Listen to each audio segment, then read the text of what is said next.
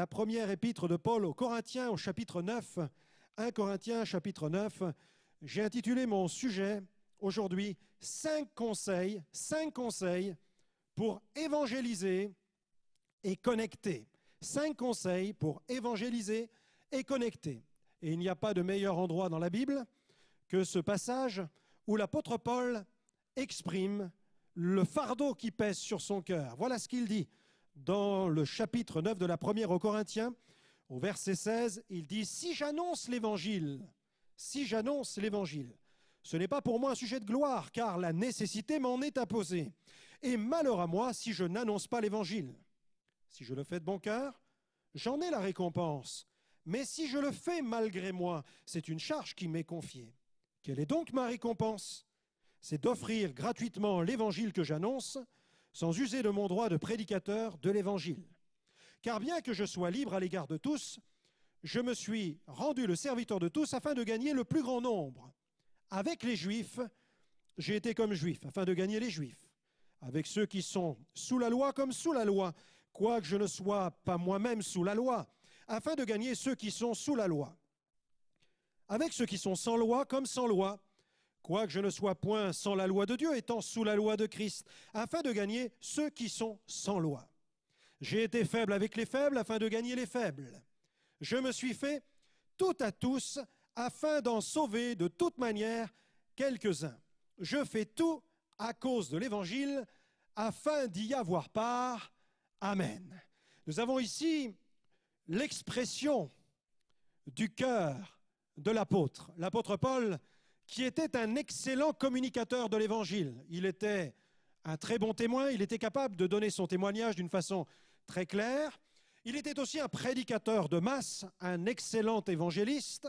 Et puis il était un apologète, c'est-à-dire qu'il était capable de défendre d'une façon logique, avec une solide argumentation, de façon raisonnable, le message de l'Évangile. L'apôtre Paul, c'est le messager complet. Et là, il partage ce qu'il y a dans son cœur. En effet, il fait tout à cause de l'Évangile. Il cherche surtout à connecter, pas seulement à communiquer.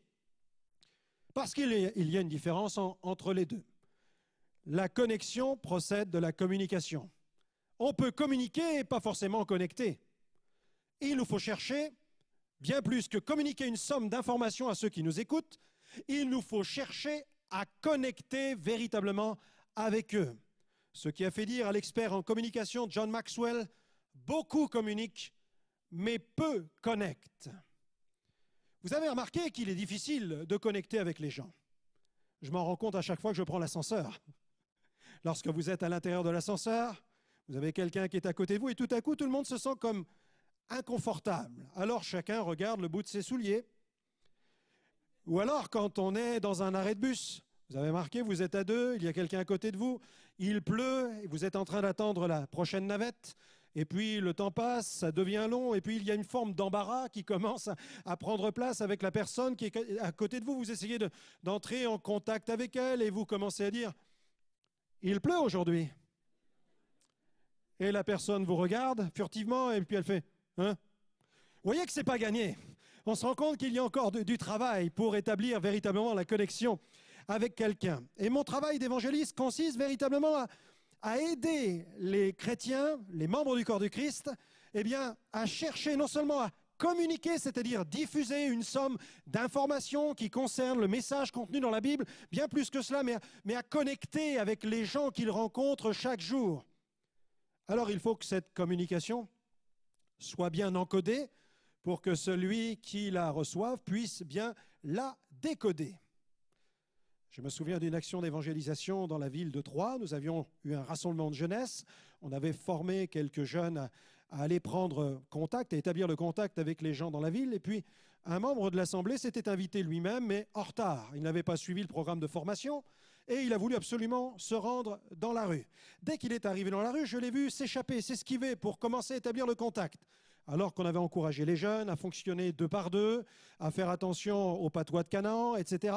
Et je vois ce frère qui part et qui commence à faire signe à un jeune qui avait sa casquette de travers et qui était en train de faire du skateboard. Alors il l'arrête et puis il s'approche de lui et il dit « Hé, toi le jeune, tu sais que tu as besoin d'être sauvé parce que sinon tu vas aller en enfer. Il faut que tu découvres le message de la rédemption, que tu reçoives la justification, que tu marches dans la sanctification et puis tu connaîtras alors la glorification. » J'avais le sentiment que ce jeune venait d'assister en direct à une explosion nucléaire.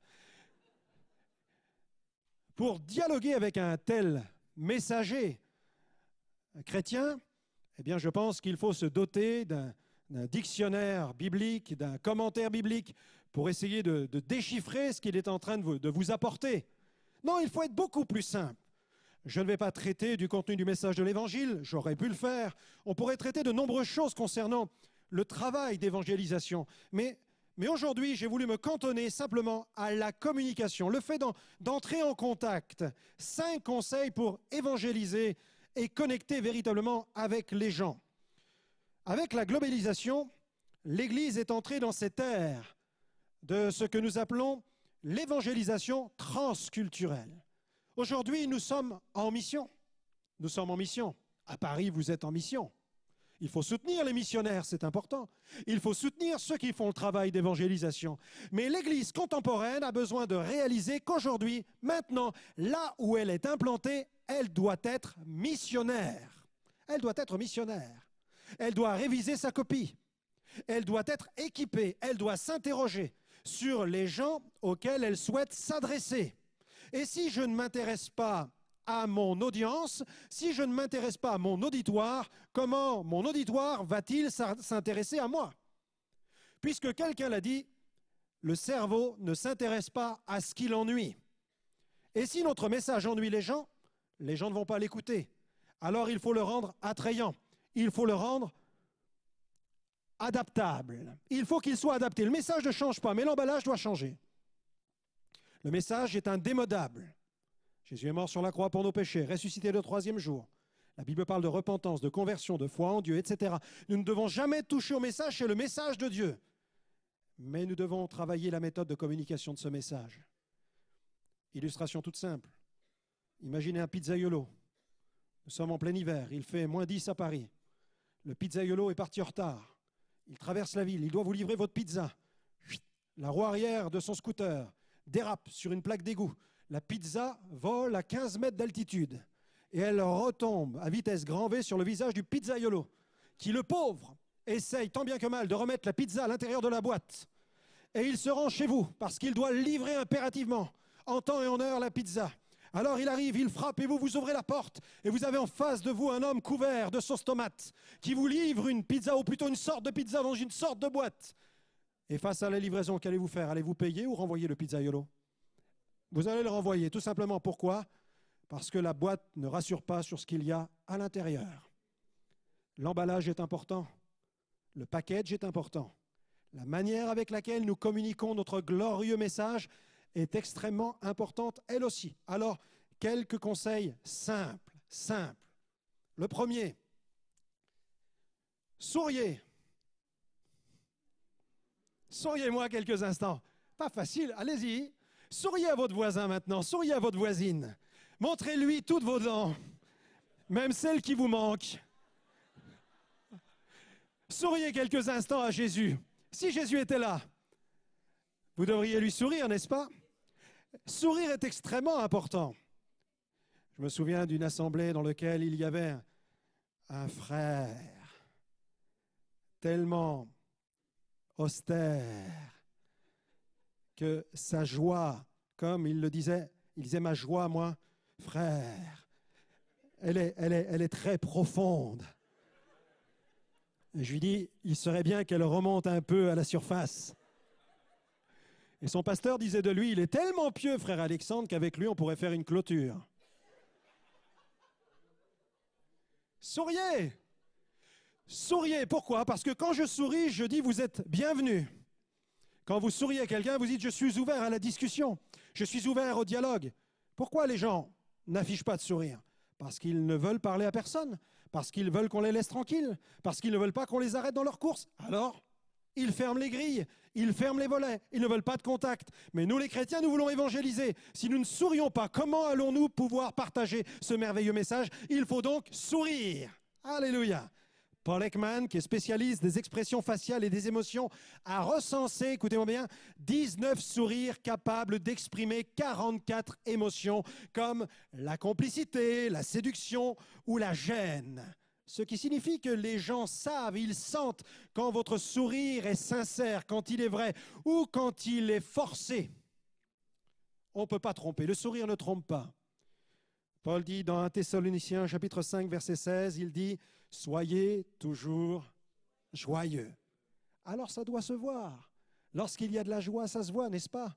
Alors si nous sommes les gens les plus heureux de la terre entière doit savoir que nous sommes ces gens les plus heureux.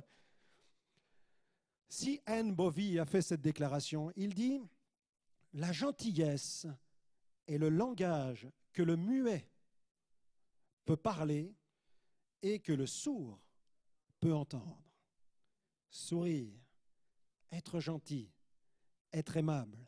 Voilà comment nous démarrons la connexion avec quelqu'un. Je me souviens quand j'étais au Pakistan, c'était une campagne de masse que nous avions dans la ville de Faisalabad. Et j'ai voyagé avec une compagnie pakistanaise et c'était une sacrée aventure quand même. Parce que là, vous apprenez beaucoup à prier. Surtout quand ils font monter à l'intérieur de l'avion. Déjà, quand je suis arrivé en bas de l'escalier qui allait m'introduire à l'intérieur de l'appareil, je vois sur le côté une immense pancarte avec toutes sortes de photos. Il y avait des kalachnikovs, il y avait des grenades, il y avait des bombes, et puis il y avait des produits chimiques. Et puis c'était marqué en bas, interdit d'introduire toutes ces choses dans l'appareil. Waouh! Ça rassure, hein? Alors j'ai monté les marches, et puis en haut, il y avait une charmante hôtesse, et elle cherche à regarder mon billet d'avion, et comme il faisait très chaud, j'avais les mains trempées de sueur, et l'encre de mon billet s'était détachée. Et puis alors elle cherchait le numéro, elle cherchait mon nom, mais elle ne s'inquiétait pas forcément, hein. Il ne faut pas s'inquiéter quand c'est comme ça. Alors elle regarde le billet d'avion, puis elle essayait de déchiffrer, il ne restait plus que quelques chiffres mélangés avec les autres, puis elle me dit, mais quel est votre nom? Puis elle lit votre siège, mais elle dit, c'est 007. Je dis, madame, mon nom c'est Bond, James Bond. Alors on a sympathisé, puis tout le vol, nous avons discuté ensemble. On avait l'occasion, on a eu le privilège d'avoir un plateau repas, c'était un bonbon sur un petit plateau en aluminium. Et pendant la dégustation du bonbon et du vol qui a duré pas loin de 3 heures, eh bien, j'ai eu l'occasion de discuter avec cette hôtesse et de lui parler du Seigneur Jésus. Mais je lui avais souri, nous avions souri et nous avons pu discuter ensemble. Le sourire ouvre la porte à l'évangélisation. Deuxième conseil, je vous invite à pratiquer l'humour. L'humour, c'est important. Vous savez que Jésus avait beaucoup d'humour.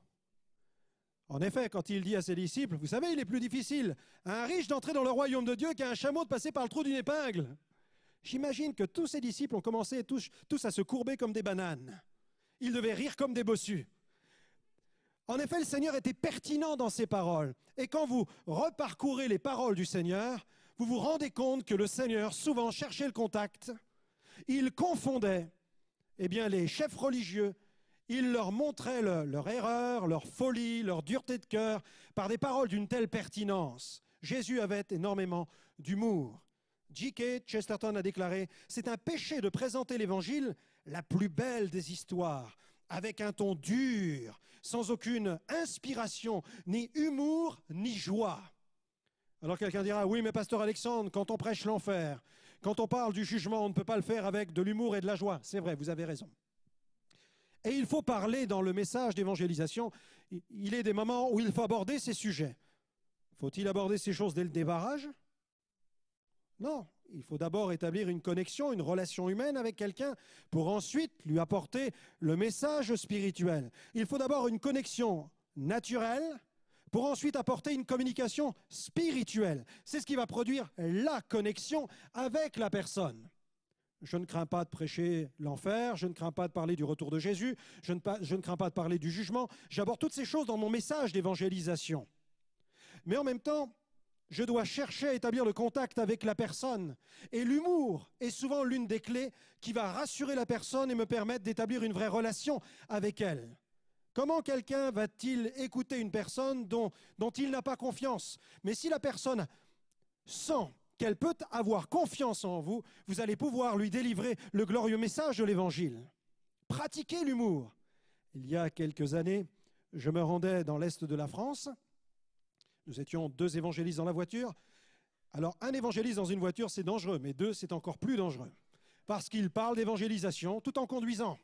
Et à un moment, je n'ai pas veillé à la limite de vitesse, et puis j'ai roulé un peu trop au-dessus. Et tout à coup, un homme vêtu de bleu est apparu sur la route.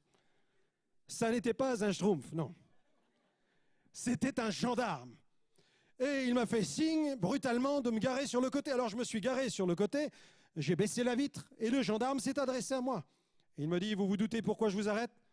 Je lui dis, je pense que j'ai roulé au-dessus de la vitesse autorisée. Il me dit, oui, suivez-moi dans mon véhicule. Je l'ai suivi, il a pris place à l'intérieur de son véhicule, il a ouvert son ordinateur, il a commencé à pianoter sur le clavier, il avait ma carte grise, il a rentré les informations, et puis d'une manière furtive, comme seuls les gendarmes sont capables de le faire, il a jeté rapidement un regard vers moi en disant « 90 €.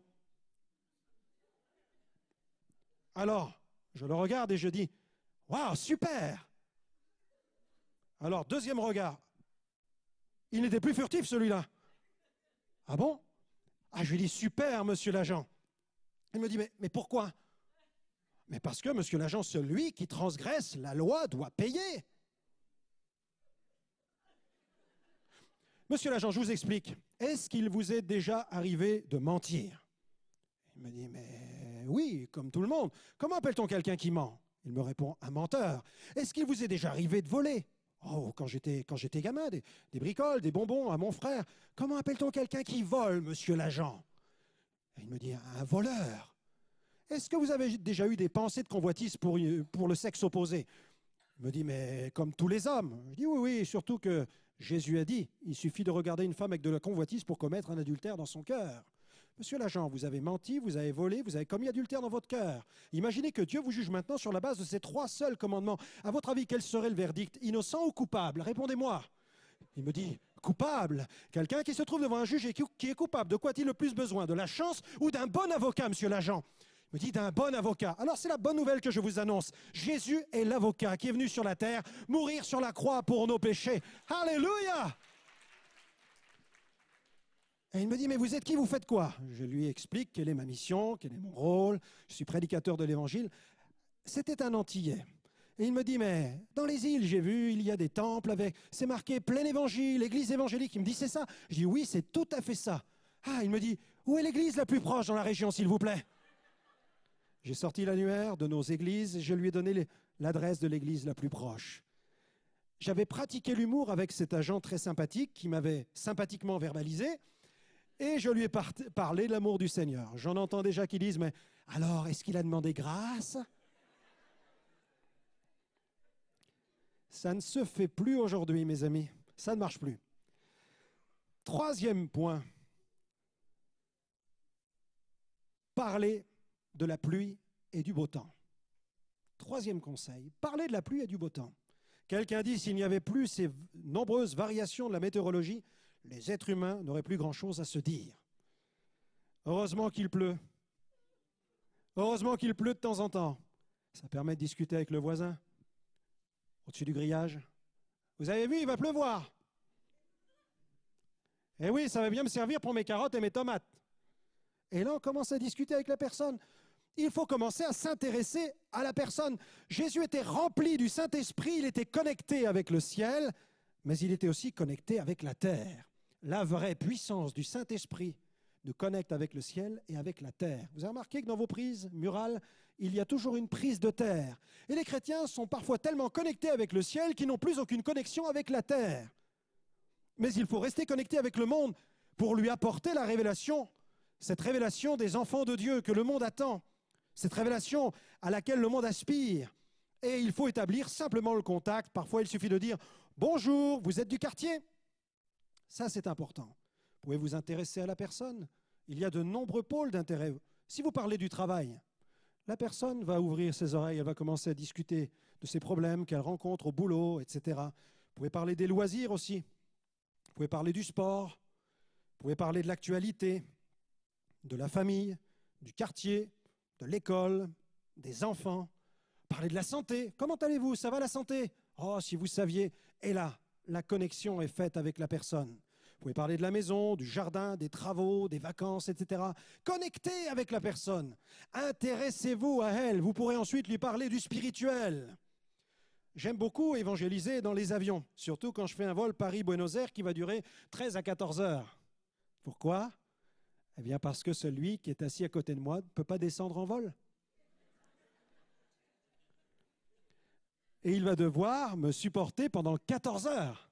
Alléluia! Il est attaché avec la ceinture, l'avion monte à 10 000 mètres d'altitude, et puis il fait moins 40 à l'extérieur. Pas possible de descendre en route. Et là, ensemble, on discute. Et souvent, je pose la première question, celle qui tue. Qu'est-ce que vous faites dans la vie? Et la personne pianote sur son ordinateur. Je me souviens de cet homme d'affaires qui pianotait, puis qui me dit « Ah, je bâtis des buildings à Tokyo et à New York. » Et je fais « Ah. »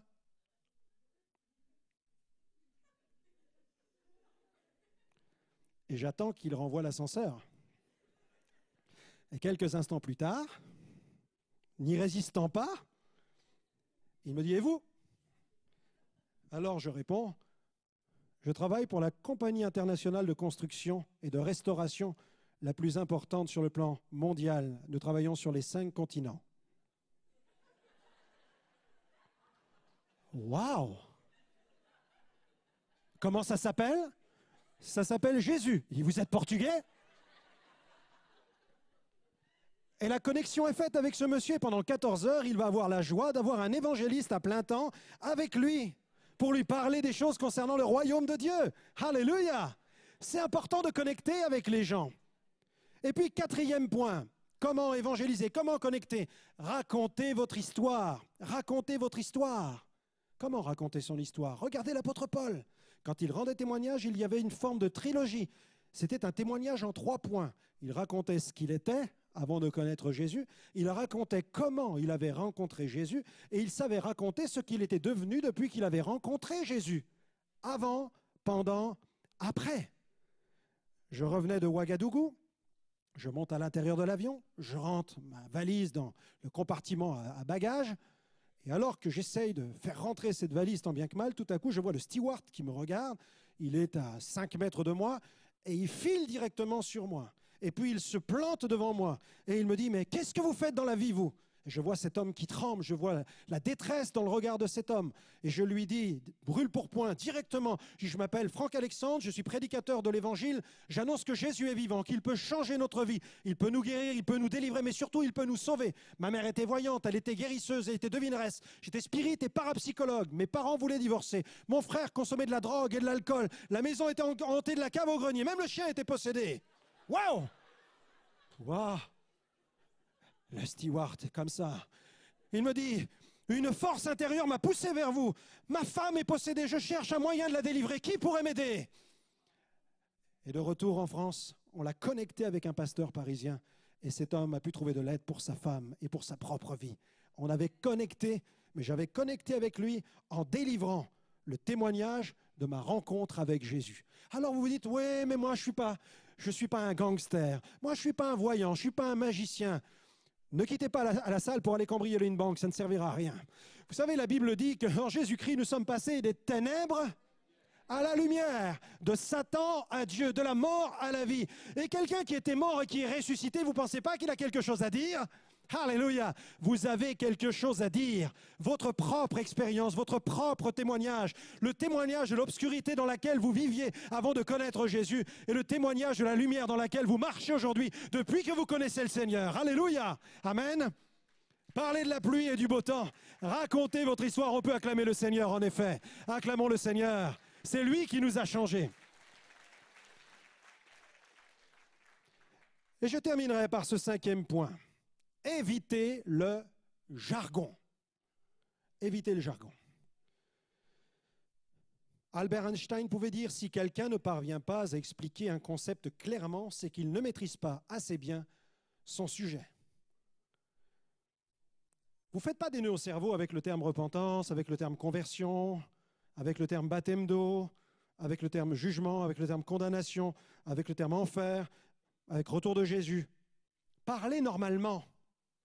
Essayez d'expliquer les choses. Prenez le temps d'exposer. Prenez le temps de discuter. Prenez le temps de vous asseoir, d'offrir un verre, de boire un café avec la personne. Prenez le temps de raconter votre histoire. Votre histoire sera une formidable analogie pour expliquer comment vous êtes passé des ténèbres à la lumière, tout simplement. Évitez de jargoniser. Parlez normalement. Avec mon épouse, nous étions au restaurant il y a quelque temps et j'ai remarqué que sur la table, la nappe était en papier. Super pour évangéliser. Le papier fourni. Alors, comme la serveuse était très sympathique, j'ai pensé qu'après quelques blagues avec elle, je pourrais lui laisser maintenant quelque chose de super intéressant. Alors, j'ai sorti un stylo. Premier point sur la nappe. Premier point. Dieu vous aime et il a un plan pour vous. Un verset à l'appui. Point numéro 2. Mais vous avez un problème. Vous êtes séparé de Dieu, éloigné de lui, vous avez besoin de le rencontrer. Point. Troisième point. Dieu vous donne la solution, Jésus est mort sur la croix pour vos fautes et Jésus veut pardonner vos péchés et il veut changer votre vie. Point. Quatrième point, vous pouvez le recevoir maintenant et votre vie changera si Jésus devient le Seigneur et le roi de votre vie. Et je mets un verset biblique en plus et je lui partage l'évangile. La serveuse arrive, elle regarde la nappe, je dis mademoiselle, interdit de jeter cette nappe à la poubelle. Dieu vous a écrit un message. Il y a un message de Dieu pour vous. Et j'ajoute l'adresse de l'église évangélique la plus proche dans cette ville. Et nous avons plié la nappe en 4, elle l'a mis dans son sac, elle l'a lu chez elle. Et nous lui avons tout simplement apporté l'évangile sans jargoniser, d'une façon très simple. Il y a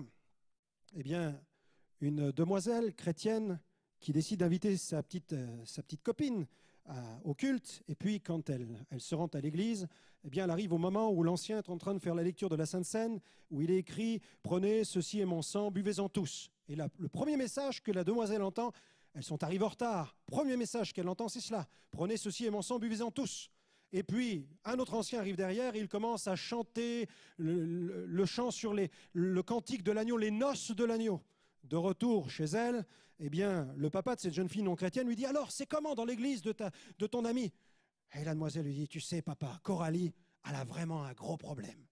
Elle va dans une secte satanique. Là-bas, ils boivent du sang et ils marient les moutons ensemble. »